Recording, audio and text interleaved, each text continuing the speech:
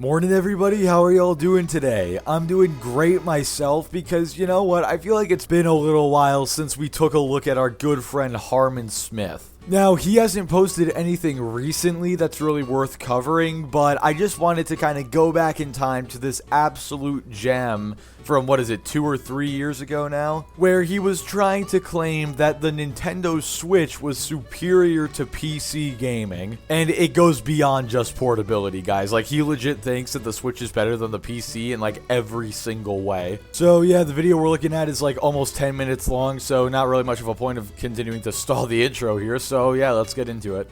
I am not playing my gaming PC because it simply isn't as good as my Nintendo consoles. Please understand that, I have a high-end PC. I can play everything. I was running the most technical, demanding games on Steam with no problems. I was messing around with it. I spent several days experiencing it, picking up games for my wish list, things like that.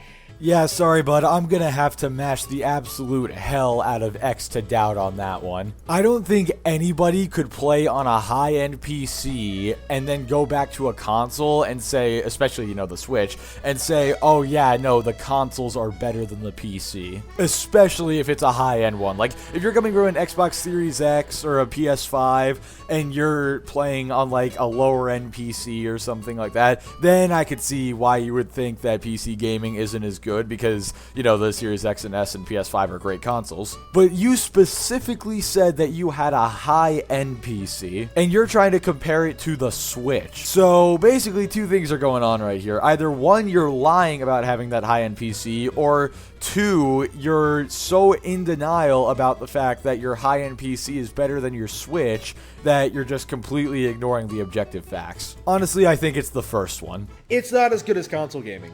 It just isn't. Really, when you get right down to it, of course, I got a very expensive PC. That's very, very powerful. Of course, I've had a good gaming PC. Of course, I've always had it. You know what I mean? Setting it up just meant that, I took my Xbox controller and figured out how to plug it in. That's really all I did. So now apparently he's always had this very high-end PC, and he still thinks that the Nintendo Switch is superior. Also, can we appreciate the fact that this man had to figure out how to plug in an Xbox controller? Honestly, dude, that's betraying Nintendo right there. You should have figured out how to plug in a Switch controller instead. How could you betray your Lord and Savior Nintendo like that? But once again, pressing X to doubt that he has a gaming PC at all. And even if he does, guarantee he's just too much of a fanboy to admit that the PC is better. Right, gaming PC. Not as good as they like to say. The selection of games is awful. It's all the same stuff that's on Xbox One. The Xbox One is more accessible. It has more, connects to the TV, things like that. More memory for games. And I think it's the big thing for me that really puts the Xbox One over PC. For me, is that it comes out of the box with more memory.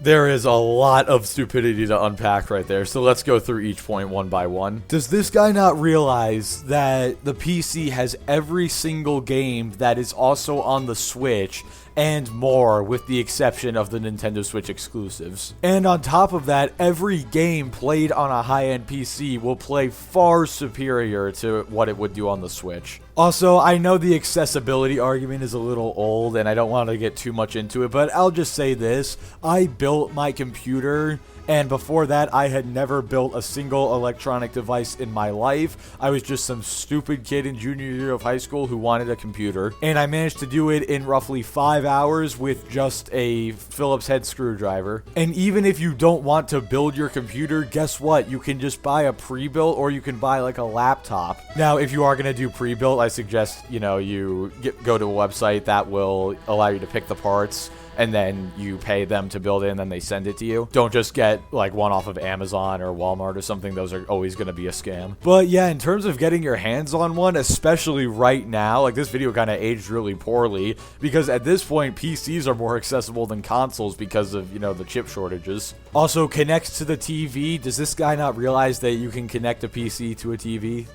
Harmon, you do realize that you can connect PCs to TVs, right? And on top of that, to say that the Xbox One comes with more memory out of the box, you do realize that you can put any amount of storage on a PC that you want, right? You can literally put as much as you want on it. In fact, I'm probably going to have to upgrade one of my SSDs soon. But yeah, the console restricts how much you can put on, and yeah, I know you can get those extensions, but that's it. And most of the time, you can only hook like 1 or 2 up. On a PC, you can hook a ton up, and on top of that, you can, start off with, your main hard drive or SSD being as big as you want. You could have like a 5 terabyte one as your starting one. With the Xbox and PlayStation, it's around like a terabyte. Or in the example he's using, the Xbox One, it was only 500 gigs. Tekken 7 alone takes like 70 gigs, right? And I was already overloading my PC with programs of stuff that I need for work and stuff like that, which is why I have it. You know what I mean? Like 70 GBs of fucking Tekken 7.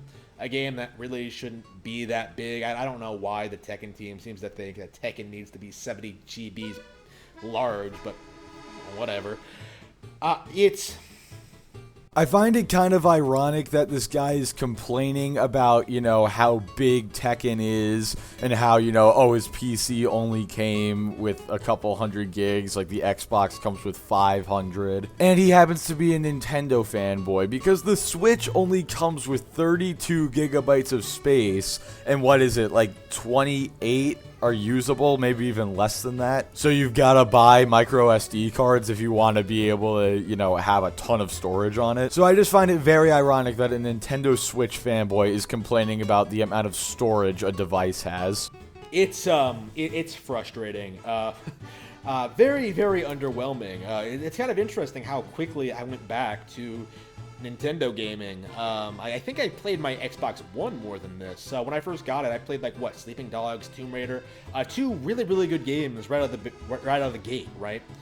Rare Replay, I still play to this day. Like those 3 games, and The Evil Within and stuff like that. I consistently kept getting new games for it.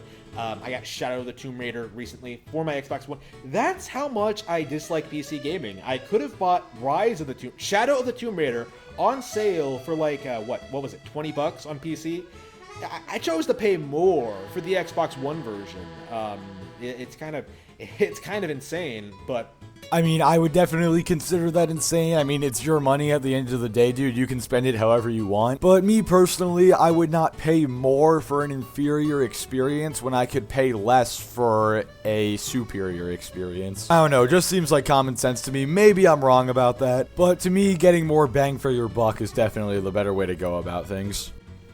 The Xbox One is more comfy. I enjoy playing on it more. I don't have to worry about the installation. Really, at this point, the only benefit I see to PC gaming, I don't have to pay for Xbox Live. So that's a good thing. I don't have to give Microsoft money. I'm not giving them money for Game Pass either. That's a scam for another reason. All right, so he's about to explain why Game Pass is a quote-unquote scam, so I'm not going to counter it yet. But, dude, you do realize that when you buy an Xbox and you buy Xbox games, you're giving Microsoft money, right? You do realize this, correct? Also, I love how he dunks on the Xbox for having, paid online and stuff, but he completely ignores that Nintendo has the same issue. Seems like a fanboy to me. Also, that thing about not having to worry about installations, you do realize you have to install games on your Xbox, right? The same that you have to do on a PC and a Switch. You do understand that very, very basic concept, right? And this was before, game streaming was big. This video was made before, xCloud or, whatever, the Game Pass streaming service, whatever. Maybe that'll be a subject for another video, but the general theme, the general reason for it is that, I'm not paying a subscription fee for a bunch of games I basically already own or don't want to play. That's the Xbox Game Pass. Nothing on it is good enough to justify it. You know what I mean? If you buy Xbox Game Pass, Xbox Game Pass is going to die. Harmon, you good, my guy? It looked like your brain short-circuited right there. You're about to say, oh, if you buy Xbox Game Pass, and then you just get cut off in the middle of your sentence by nothing, and then you start talking about how Game Pass is going to die, which we saw how poorly that aged. But anyway, let's continue on here.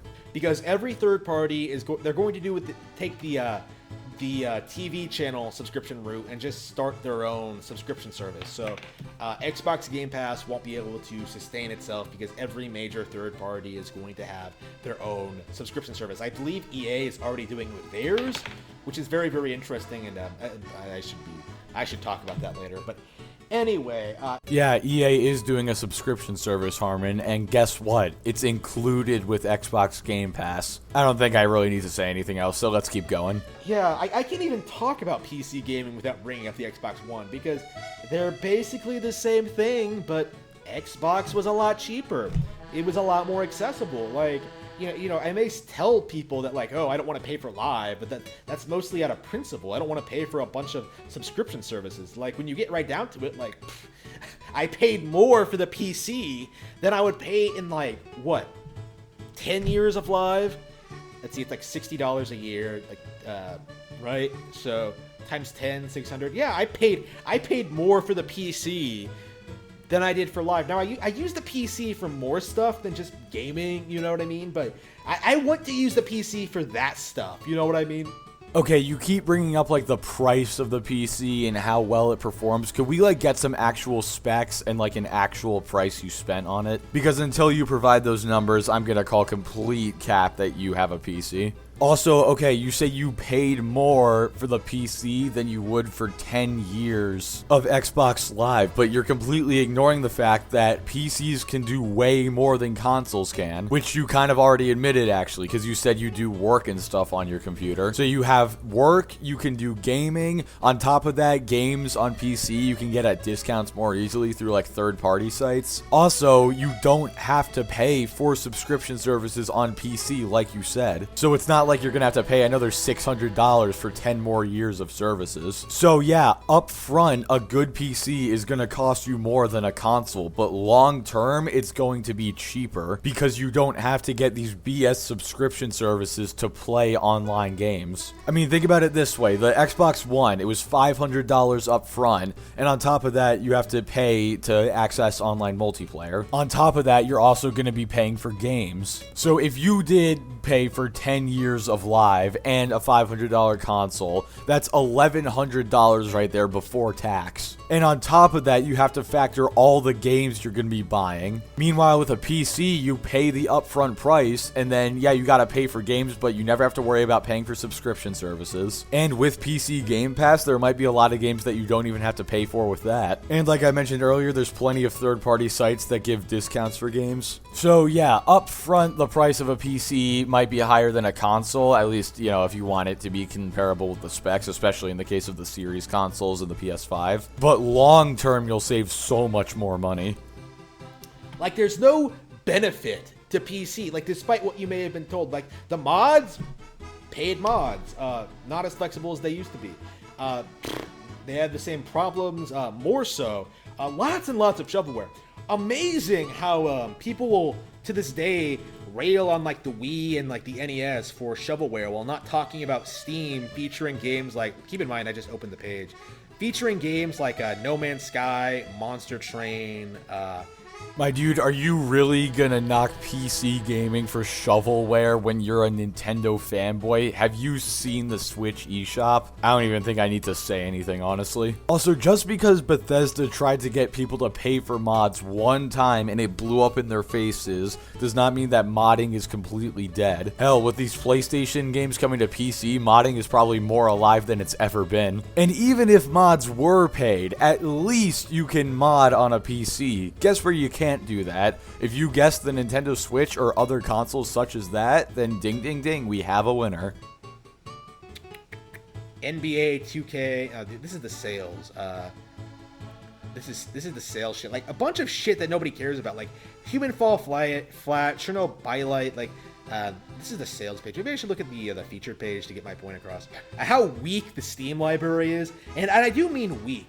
Like, featured and recommended. Command & Conquer Remastered Collection. Oh, that's what they want to sell you. Remastered collections. That's the first thing you see. Doom Eternal, that game that everyone has forgotten about. Blood Rage, I don't know what that is. Civ 6 Stardew Valley, I can get that on Switch. Mortal Kombat 11 Aftermath, already played it on Switch. Okay, yeah, you can get those games on Switch, but they play better on PC. Also, the PC has way more game variety than the Switch does. Like I said earlier in the video, the PC has every single game on the Switch that is not a Nintendo exclusive, and way, way more. A lot of which is not shovelware. Also, to say that people forgot about Doom Eternal is absolutely stupid, dude. I am still playing that game to this day. I think I've mentioned this in a previous video, but I'm working on 100%ing the main game and both DLCs now for the 3rd time. That game is far from forgotten. Elder Scrolls Online, don't care about it. Dragon Ball Fighter Z, own it on Switch. Shadow of the Tomb Raider, own it on Xbox. Total War, that might actually be good. But you know what I mean? Like, that's the big benefit for Steam. Like, I just get to play older games, or PC gaming. I get to play older games that aren't available on consoles that I own. It's just like any other platform. It's like buying a Sega Genesis collection in order to play Sega Genesis games that haven't been re-released on other platforms. Like, that's the only reason why. It's not superior in any way. There's nothing about it that makes it better or more fun or more engaging. Like, no, it's just blind elitism. And I do think this is the case.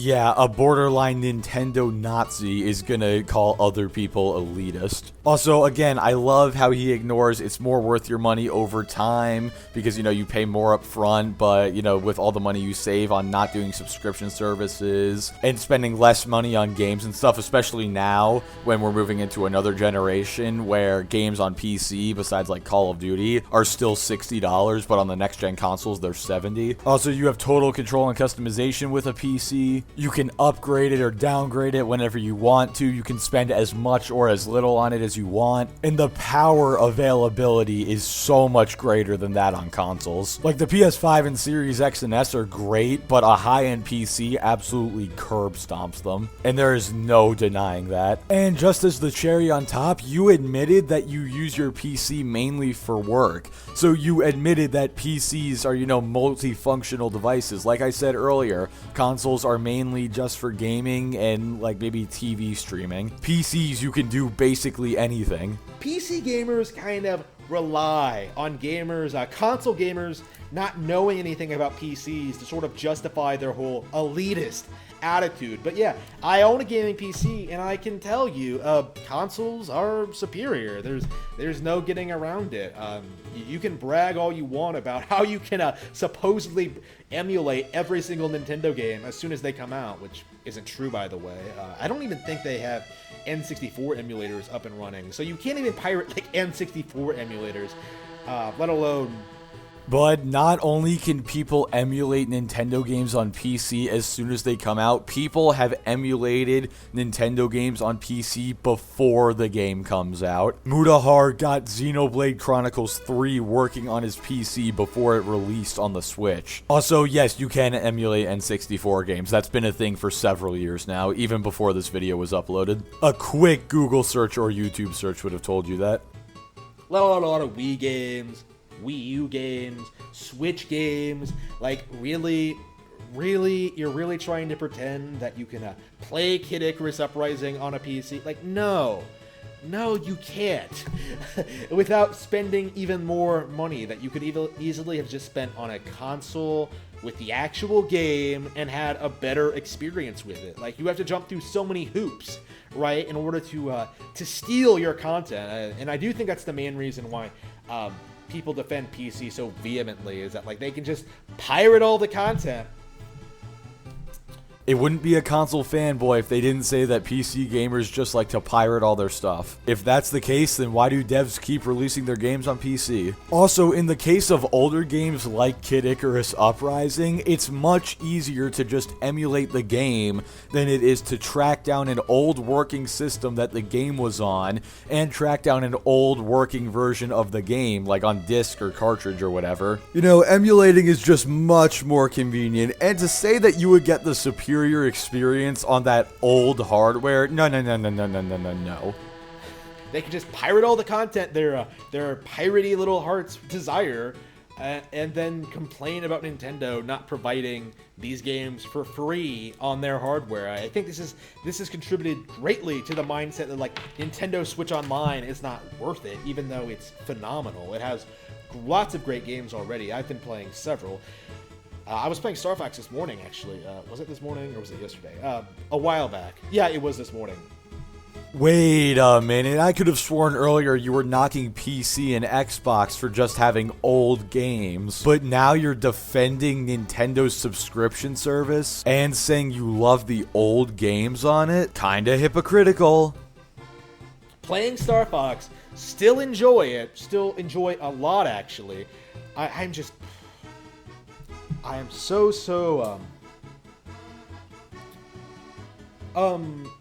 it's definitely... Guys, I'm getting a little scared. This is the second time in a 9-minute duration his brain has short-circuited. And now he's just starting on another completely different topic again. Like, Harmon, what is going on, bud? Did the amount of copium you inhaled fry your brain or something? That seems like the most reasonable explanation to me. One of my goals, in the long run, is sort of established Nintendo as being superior to PC gaming. Spoiler, it's because they have better games. It's kind of always been my goal to sort of establish that, and I do think in the long run that will be proven true. Like, Nintendo will just keep getting better and better, and PC gaming will get worse and worse. It will become more restrictive, more and more restrictive. We won't be able to get away with this stuff you're used to being able to do. Piracy is only going to get more difficult. You're not going to be able to... Can we appreciate that literally every single thing he just said right there aged like a glass of milk? Actually, you know what? Nah, I'm not going to use that one anymore. I've used that analogy a lot of times. That aged like a piece of paper that got set on fire. I don't know if that's a good one or not. I'm just trying to be creative here. To keep up with the industry, more and more subscription fees, more and more microtransactions. The games themselves are going to get worse and worse. Like, Blizzard certainly isn't providing a quality PC gaming entertainment anymore. PC gamers are basically the boomers, right, of the gaming community. Like, they're so convinced, right, that their way is better. Like, they're better than you, and they're just not. Like, when you get right down to it, they're just a bunch of nerds. True, but that's a bit hypocritical coming from you. I mean, the Zelda shirt and all those pictures in the background, I don't know, man. I really don't think you should be talking right now. And also, how are these things with, like, microtransactions and games getting worse? How is that not going to affect Nintendo exactly? You do realize that if microtransactions start to become an issue in other games, it's likely going to bleed over into Nintendo, right? Like, you do understand this, correct? Who have to pretend that they're better than you in order to feel better about themselves. That's, in the end, that's all the PC Master Race is. And right there is the end of the video, thank God. I honestly don't know how much more of that I could have handled, but anyway guys, thank you so much for watching. There aren't going to be any uploads for the next couple days, unfortunately, because I'm heading back home for fall break, but starting in early to mid next week, I should be back to regular uploads. So yeah, thank you guys so much for watching. Like the video if you liked it, dislike it if you didn't like it, subscribe if you want to see more, and I will catch you all next time.